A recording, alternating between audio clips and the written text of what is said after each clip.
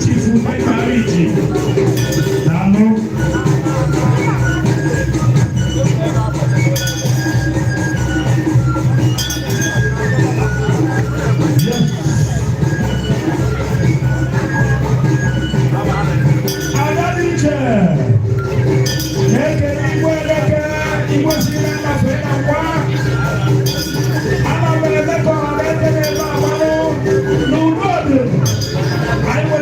Security guarantee.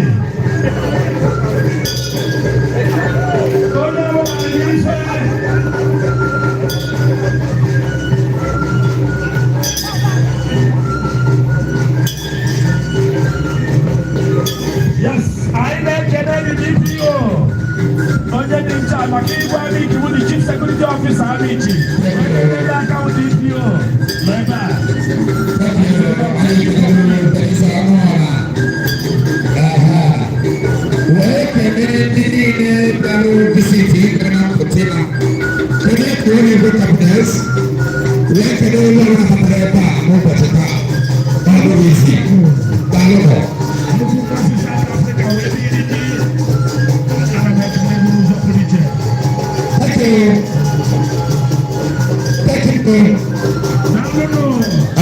I use this opportunity to announce our arrival of followers and our pattern. I greet you.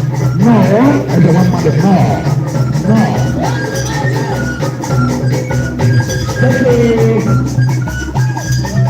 I need